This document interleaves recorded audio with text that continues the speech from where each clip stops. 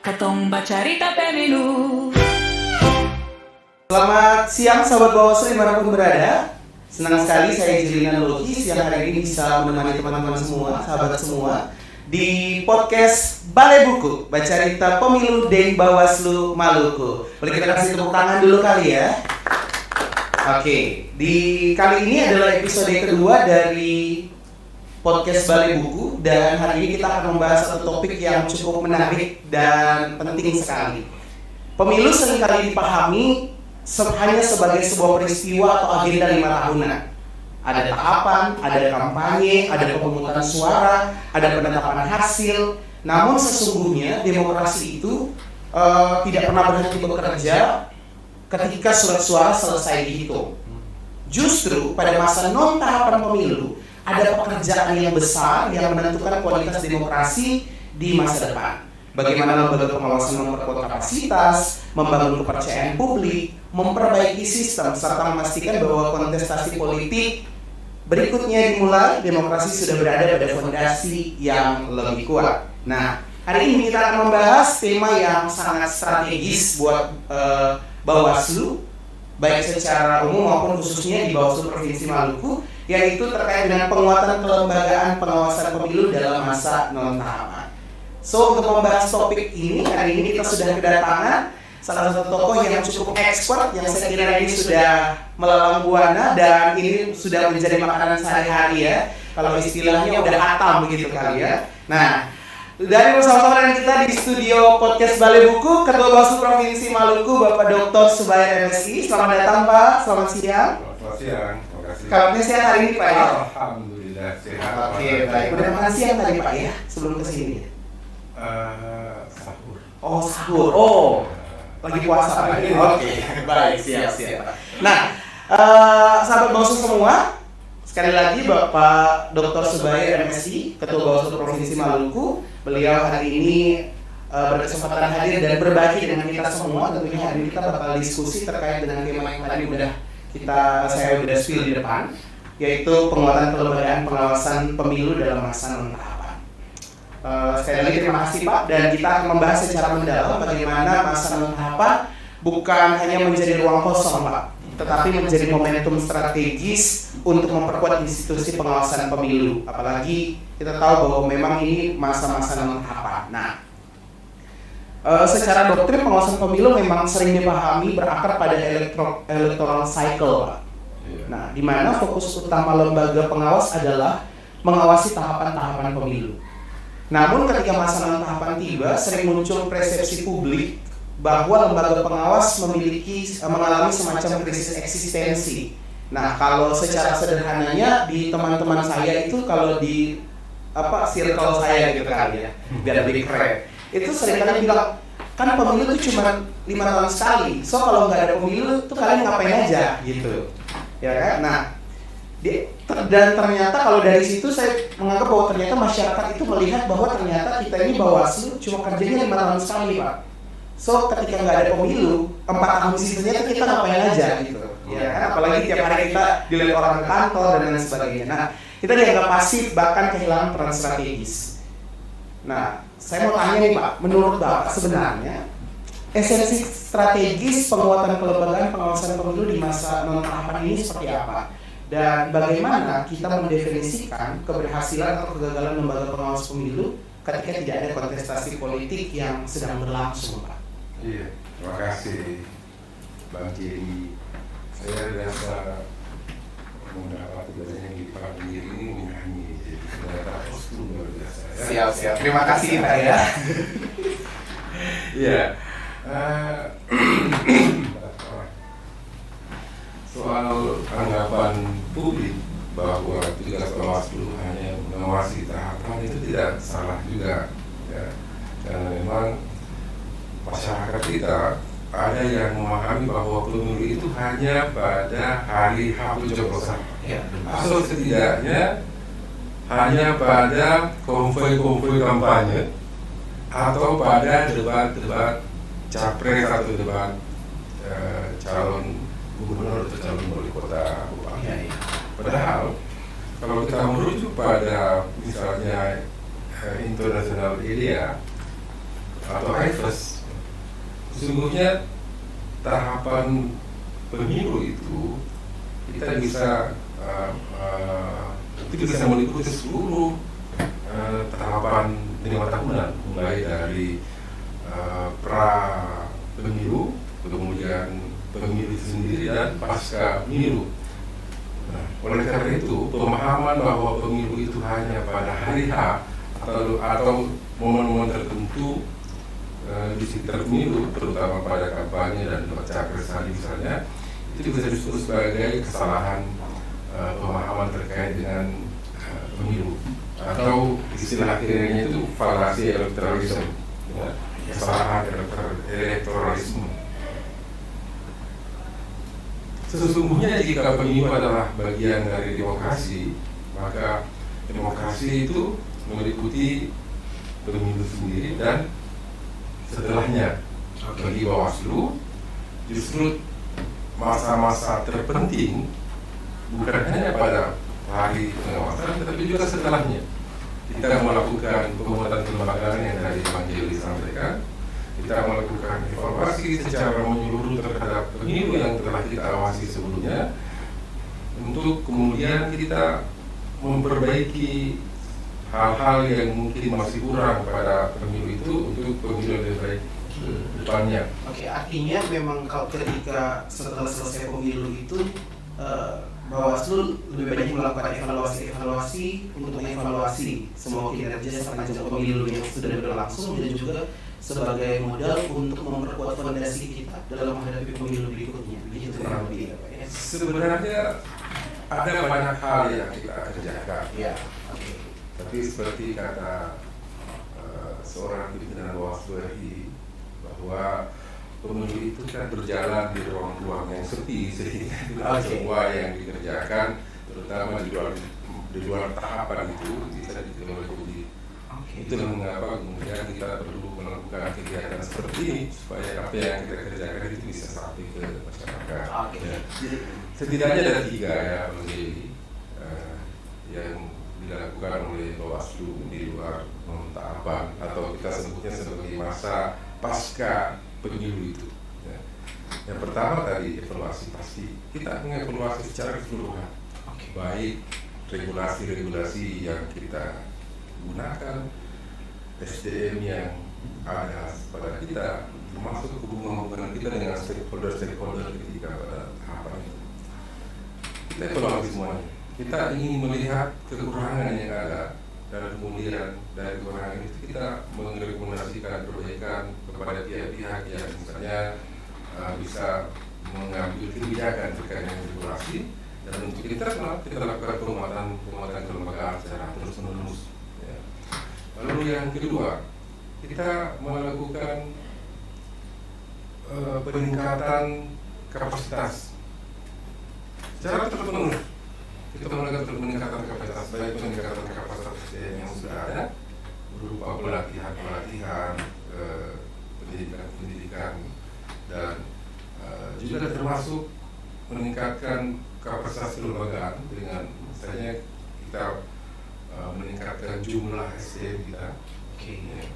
Dan yang ketiga yang kita lakukan adalah meningkatkan partisipasi masyarakat dalam melakukan pengawasan partisipatif. Jadi sesungguhnya nyawa demokrasi itu dilihat dari jeda antar waktu pemilu satu dengan pemilu berikutnya, dan kita melakukan upaya peningkatan kualitas demokrasi secara terus-menerus dengan melakukan peningkatan pengawasan partisipatif. Kita misalnya melakukan konsolidasi demokrasi yang secara berjenjang dilakukan di seluruh pilkada. Kita mendatangi, bertemu dengan orang-orang yang mungkin pada pemilu berikutnya berpotensi menjadi kunci-kunci untuk berhasil dalam pemilu, seperti pemilih pemula. Kita lakukan peningkatan kualitas demokrasi dengan meningkatkan pemahaman masyarakat sebanyak-banyaknya terkait dengan pengawasan partisipatif. Mengapa? Karena bagi kami di Bawaslu, sesungguhnya pengawas yang sejati itu adalah rakyat itu sendiri. Bukan Bawaslu yang memang diberi amanah oleh undang-undang untuk mengawasi. Secara formal oke lah Bawaslu menjadi penanggung jawab utama dari pengawasan, tetapi sesungguhnya sejatinya pengawasan ini akan sangat efektif untuk mencegah pelanggaran. Kita bisa meningkatkan berbagai kualitas demokrasi, terutama demokrasi pemilu kita, jika ada kesadaran masyarakat untuk melakukan pengawasan atas pemilu itu sendiri. Oke, baik. Menarik sekali Pak, karena memang tadi mau sampaikan sebenarnya tugas untuk mengawasi pemilu dan menjaga demokrasi itu sebenarnya bukan hanya tugas Bawaslu, atau yang memang kalau kita bicara secara formalnya itu Bawaslu merupakan lembaga yang diberikan mandat oleh undang-undang gitu. Namun kemudian ternyata ini juga merupakan tanggung jawab seluruh rakyat begitu. Ketika kita melihat bangsa kita punya kualitas demokrasi yang jauh lebih baik, ternyata sebagai rakyat pun kita punya tanggung jawab yang penting. Nah, kita balik tadi ya Pak ke topik pengawasan non tahapan begitu. Dan saya melihat bahwa memang ternyata masa non tahapan yang seperti stigma masyarakat atau mungkin anggapan masyarakat bahwa ternyata kita itu melakukan pengawasan hanya 5 tahun sekali atau kita hanya melakukan tugas kita hanya 5 tahun sekali ketika ada pemilu, ternyata tadi memang Bapak katakan nggak bisa kita katakan salah juga begitu. Tetapi kemudian hari ini melalui podcast ini mungkin masyarakat sudah punya ternyata memang Bawaslu itu tuh nggak bekerja 5 tahun sekali loh. Bawaslu itu bekerja sebelum pemilu, pra pemilu, pemilu bahkan pasca pemilu. Dan ternyata dalam masa non tahapan ini kita punya tanggung jawab yang cukup apa ya istilahnya cukup luar biasa nih Pak. Kenapa? Karena kita memastikan bahwa ketika tahapan pemilu yang sudah berlangsung kita evaluasi dan juga memastikan bahwa pemilu yang akan datang itu pemilu yang jauh lebih berkualitas begitu. Kira-kira seperti itu ya. Nah, namun ternyata kalau kita balik lagi melihat hal itu, kita nih juga kan sebenarnya bekerja dengan rules ya Pak. Kita bekerja berdasarkan regulasi-regulasi yang ada, sehingga kita juga tantangan regulasi dan kewenangan pengawasan itu juga menjadi salah satu isu yang penting untuk kita bahas mungkin Pak. Nah, melalui podcast kali ini, mungkin ini salah satu yang mungkin saya pengen kita juga masyarakat juga atau sahabat Bawaslu di luar sana punya gambaran terkait hal ini Pak. Karena kritik yang sering muncul terhadap masa non tahapan adalah keterbatasan instrumen hukum. Nah, banyak yang melihat kewenangan besar Bawaslu itu baru berjalan ketika tahapan resmi dimulai. Padahal tadi kan kita sudah sepakat ya Pak, ternyata memang tidak seperti itu. Nah, sementara di luar tahapan, ruang penegakan hukum menjadi lebih terbatas. Jadi mungkin ketika pada saat tahapan kita punya kekuatan yang luar biasa dengan instrumen-instrumen hukum yang luar biasa, namun ketika ada di masa-masa tahapan ini menjadi lebih terbatas. Bagaimana sih sebenarnya Pak Bawaslu sudah melakukan penguatan kelembagaan yang efektif, secara efektif ketika instrumen hukum yang dimiliki seolah mengalami keterbatasan atau dalam tanda kutip tenggelam di luar masa tahapan? Nah, ini pertanyaan yang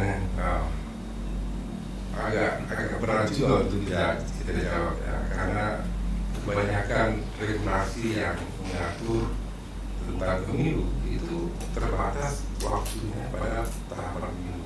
Oke.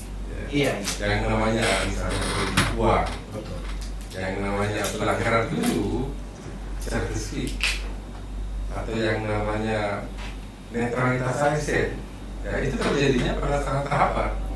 Di luar itu kan pelanggaran bahkan masuk ke kategori pidana pun itu kan tidak kita temukan. Iya.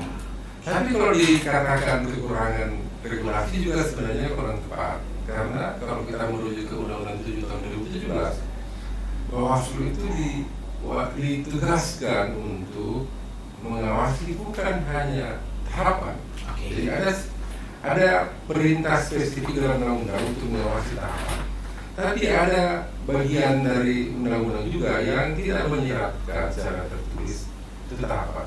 Misalnya, mencegah politik uang. Nah, mencegah politik uang itu kan berarti bukan hanya terbatas pada tahapan. Ya. Kalau menindak politik uang, berarti yang konotasinya adalah politik uang yang terjadi pada masa tahapan. Baik. Yang regulasinya itu diatur dan berlaku hanya pada masa tahapan. Tapi upaya mencegah politik uang itu kan meliputi waktu yang luas. Ya. itu bisa kita lakukan dengan pendidikan pengawasan seperti tadi, dengan konsolidasi demokrasi yang kita lakukan sering sekali kita lakukan baik di provinsi maupun di kabupaten kota. Ya. Yang kedua misalnya kita diminta untuk mengawasi netralitas ASN. Netralitas ASN itu baru ketahuan sebagai sebuah pelanggaran ketika tahapan berlangsung. Di luar itu tidak. Tapi kan kita bisa melakukan upaya-upaya pencegahan melalui sosialisasi dan pendidikan kepada ASN kita melalui kerjasama dengan stakeholder. Ya nanti ketika waktunya dibutuhkan bisa bersama-sama berkolaborasi dengan Bawaslu untuk melakukan penindakan secara efektif ketika itu diperlukan. Oke, berarti mungkin kalau dari penjelasan Bapak tadi yang saya tangkapnya memang lebih banyak kalau instrumen hukum, kalau kita bicara tentang instrumen hukum dia lebih kelihatan nanti pada saat tahapan pemilu itu sudah mulai jalan, betul ya? Tapi iya, kalau hukum itu dipahami sebagai sesuatu yang mengatur hidup secara langsung, ya. Betul. Tapi kalau hukum dipahami sebagai undang-undang, ya tadi undang-undang memberi perintah jelas kepada Bawaslu untuk mengawasi tahapan yang tadi mungkin dipahami sebagai hari khas saja, dan juga mengawasi di luar tahapan seperti tadi mencegah terjadinya politik uang, mengawasi netralitas ASN dan sebagainya. Berarti kalau dari Jamal tadi terkait dengan di luar tahapan atau di luar masa-masa tahapan masa pemilu, berarti sebenarnya Bawaslu ini sudah melakukan tugasnya dengan cukup baik begitu. Kalau saya bisa simpulkan kenapa? Karena tadi kalau Bapak sampaikan kita sudah lakukan konsolidasi demokrasi, kita lakukan penguatan kelembagaan, kemudian juga kita lakukan sosialisasi, bekerja sama dengan stakeholder misalnya yang untuk membahas isu-isu strategis misalkan tadi money politik, kemudian politik uang, kemudian netralitas ASN dan lain sebagainya. Sebenarnya bagaimana strategi Bawaslu yang mungkin selama ini sudah kita jalani, mungkin Bapak juga nanti bisa sekaligus menginformasikan ya kepada publik sahabat Bawaslu yang nanti akan menonton podcast ini supaya mereka punya pengetahuan apa sih yang kita lakukan khususnya Bawaslu Maluku untuk konstitusionalkan partisipasi masyarakat gitu. Jadi kita gencar-gencarnya terkait dengan partisipasi masyarakat sehingga masyarakat tidak hanya menjadi pengawas ketika pemilu berlangsung, tapi juga menjadi kekuatan sosial yang menjaga demokrasi secara berkelanjutan di luar masa tahapan. Yang pasti secara formal kita telah melakukan berbagai upaya. Dan saya tertarik dengan tadi kita sudah melakukan banyak tadi kata Pak. Betul, kita sudah melakukan banyak, tapi soal penilaian banyak atau tidak itu kan ranahnya bukan kita ya. Kita berharap itu dilakukan oleh masyarakat semuanya. Tadi saya sampaikan bahwa sesungguhnya pemilu yang berkualitas itu adalah pemilu yang diawasi oleh rakyat itu sendiri sebagai pemilik suara. Kita tahu begitu pentingnya pemilu bagi demokrasi kita dan begitu pentingnya pemilu bagi keberlangsungan negara kita. Setiap pemilu pasti melahirkan pemimpin yang baru, wakil kita yang baru, dan siklus 5 tahunan itu kita bergantung pada kemungkinan perwakilan yang kita pilih. Oleh karena itu Bawaslu sangat penting setiap pemilih dan setiap pihak yang terkait dengan pemilu itu punya kesadaran terkait dengan masalah itu. Itulah mengapa kemudian kita melakukan upaya-upaya untuk meningkatkan partisipasi masyarakat dalam melakukan pengawasan seperti. Karena bagi Bawaslu sesungguhnya pemilu yang baik itu bukan hanya dilihat dari jumlah orang yang banyak yang datang ke bilik suara. TPS ya Pak? Iya, bukan dilihat dari tingkat partisipasi masyarakat melakukan pemungutan suara, tapi juga dilihat dari bagaimana suara-suara yang disalurkan itu adalah suara-suara yang berkualitas, suara-suara yang betul-betul lahir dari hati nurani, dan kemudian bagaimana suara-suara itu dikonversi secara adil menjadi suara, menjadi kursi, menjadi menjadi presiden, menjadi gubernur, menjadi wali kota. Jadi bukan hanya soal orang datang ke TPS, kemudian dihitung, dan kemudian terpilih pemimpin atau terpilih perwakilan, tapi lebih dari itu, bahwa masyarakat atau orang yang datang ke TPS itu betul-betul datang karena nuraninya, karena kesadarannya. Kemudian memilih dengan kesadaran, lalu kemudian suara yang disalurkan ke TPS itu kita awasi sampai dia menjadi kursi, menjadi presiden dan sebagainya secara adil, secara transparan, tanpa ada kecurangan atau ada penipuan dan sebagainya.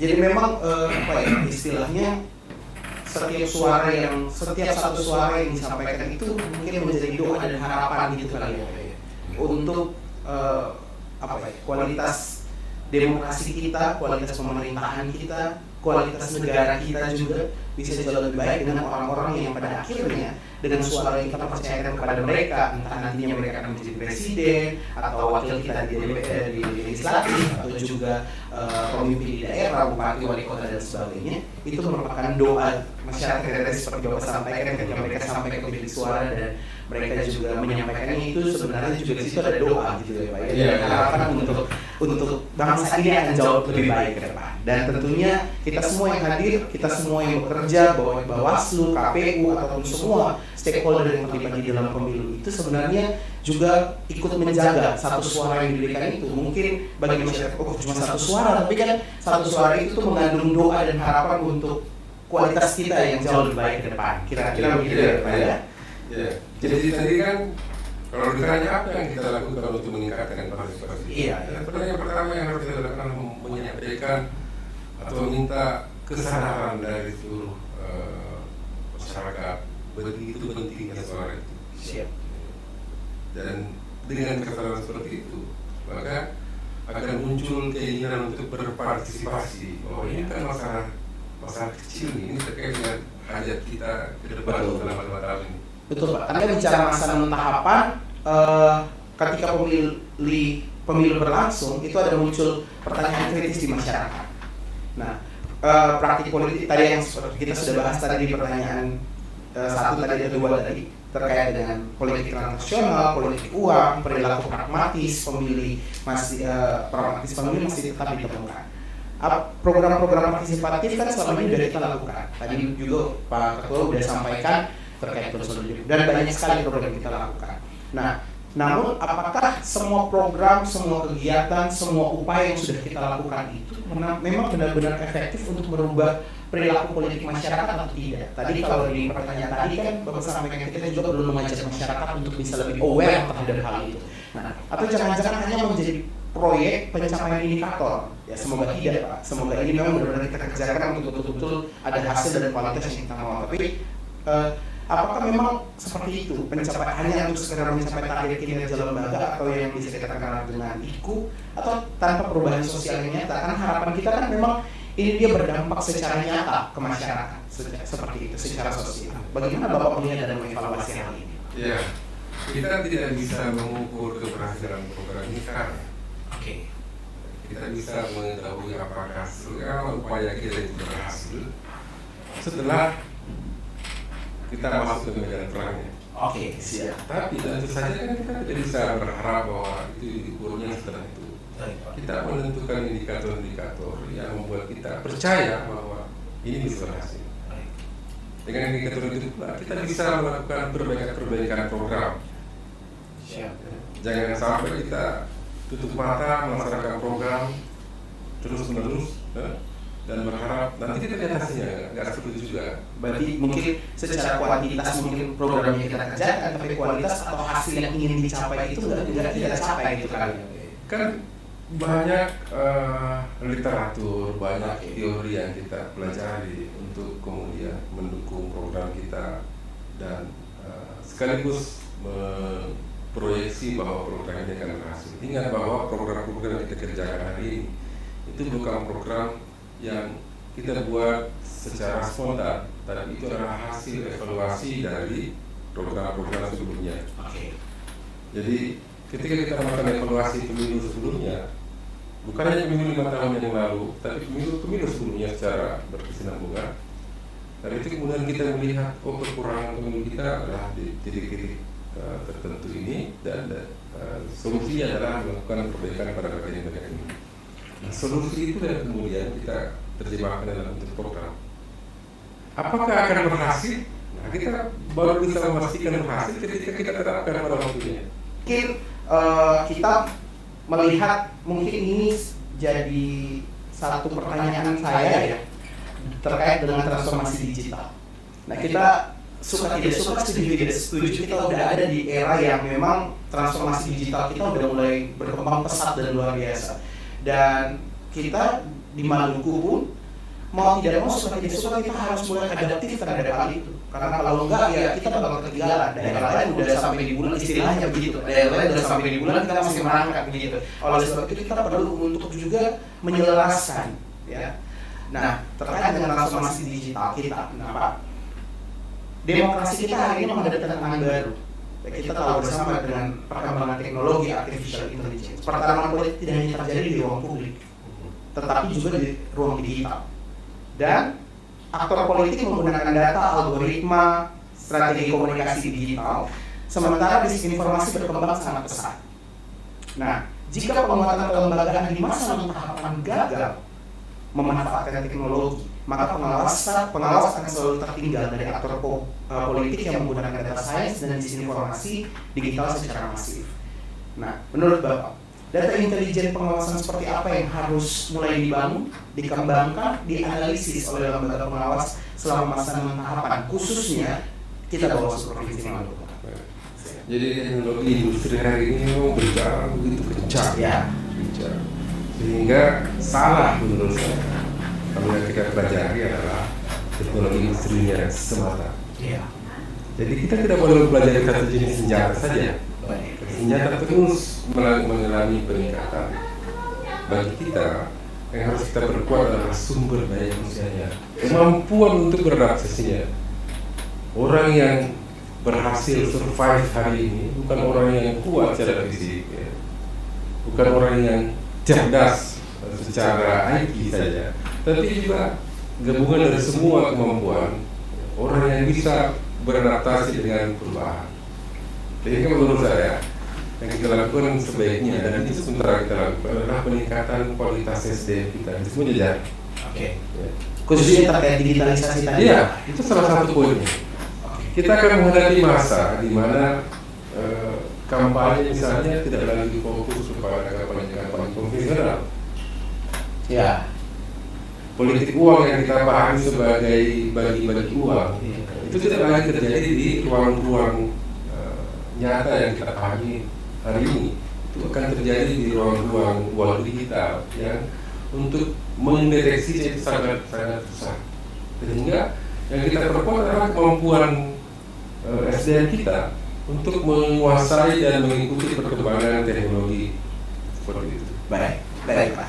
Memang ini penting sekali kalau bagi saya, karena memang kita tuh harus mulai bisa beradaptasi. Saya perhatikan kalau di teman-teman saya yang ada di luar daerah, mereka sudah sangat cepat sekali dengan hal ini. Dan memang tadi balik lagi, sumber daya manusia kita tuh baik di provinsi maupun sampai ke kabupaten kota sudah harus bisa beradaptasi dengan perkembangan yang luar biasa. Iya. Catatan kita ya, saya. Jadi kita mengapresiasi Bawaslu yang hari ini mendistribusi pegawai negeri sipil baru, itu ke seluruh kabupaten kota itu secara nasional. Betul. Jadi ada asimilasi dalam tanda kutip, asimilasi teknologi melalui orang-orang dari luar yang ditempatkan di Maluku, sehingga itu membuat SDM kita juga tidak lagi bisa kita katakan SDM yang tadi disebutkan ya. Karena ada pembauran antara orang dari seluruh Indonesia di wilayah kabupaten kota kita. Jadi bukan hanya SDM lokal yang mungkin masih belajar secara terbatas dengan infrastruktur yang terbatas. Karena memang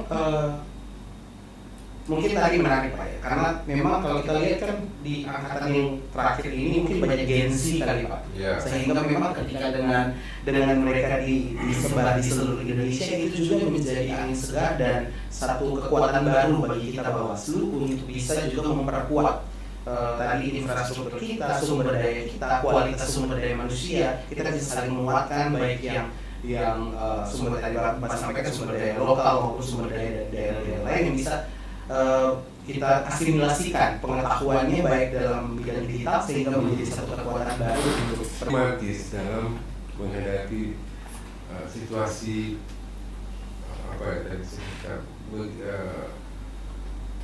perkembangan teknologi digital yang begitu cepat ya.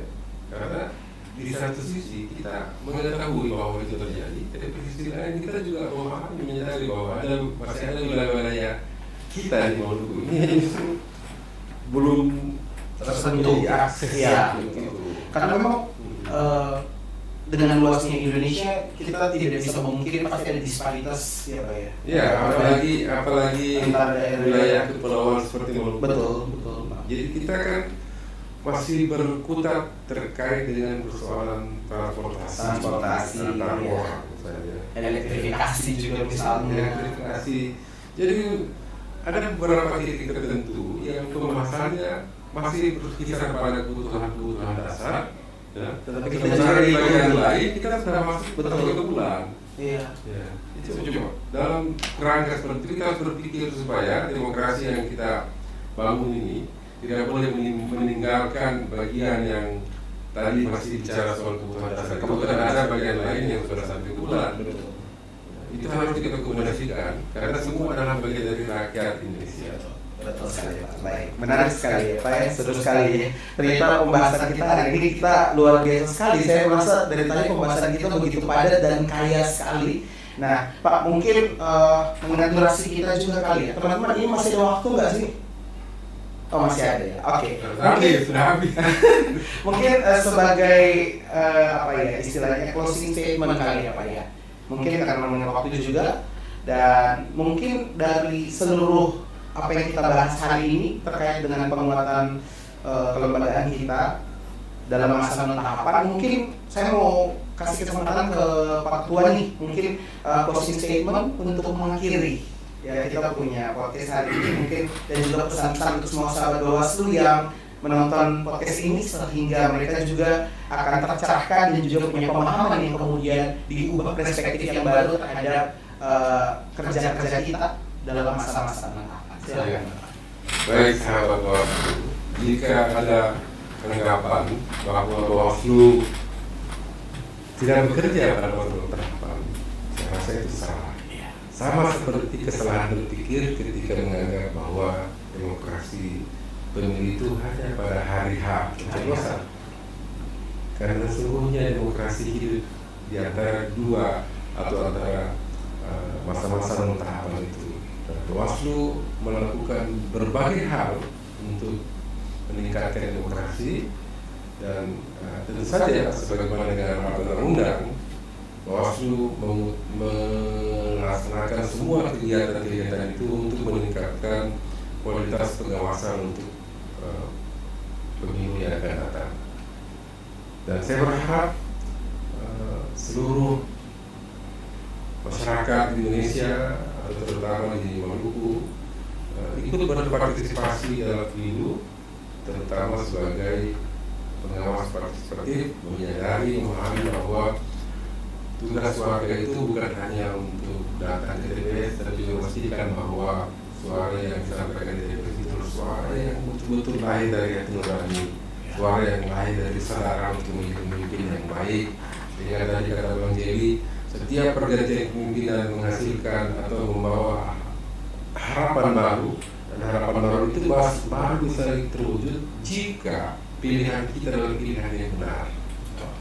Mari kita mulai mengupayakan untuk memahami pemilu dengan baik, sehingga pada waktunya seluruh rakyat datang ke TPS itu membawa pilihan yang benar, dan kami akan memastikan bahwa pilihan yang benar itu dikonversi menjadi suara secara transparan, secara adil, dan akhirnya pilihan-pilihan yang benar dari rakyat itu akan menjadi pemimpin yang baik untuk yang menjaga kesejahteraan masyarakat di 5 tahun yang akan datang. Oke, terima kasih banyak Pak Ketua. Boleh kasih tepuk tangan sekali lagi dong untuk Ketua Bawaslu Provinsi Maluku yang hari ini sudah boleh berbagi dengan kita. Terima kasih banyak Pak untuk waktunya. Di tengah kesibukan Bapak mau tetap meluangkan waktunya untuk berbagi dengan seluruh sahabat Bawaslu di seluruh Indonesia.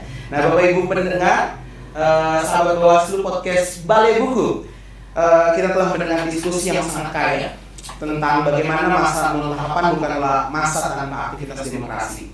Justru di ruang inilah kualitas pemilu berikutnya sedang dipersiapkan.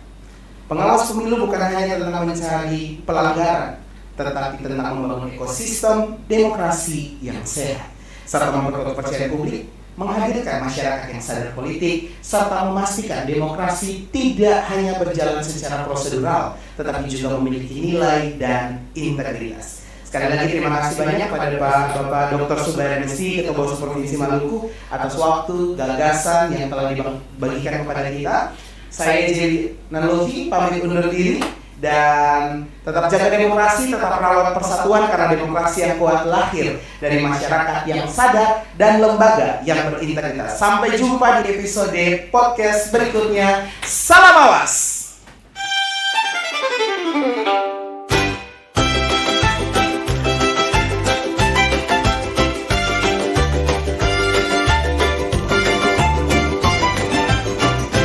Balai Buku, Katong baca Rita, pemilu bersama Bawaslu Maluku. Jaga pemilu, jaga Maluku. Balai Buku, empat Katong baca Rita pemilu.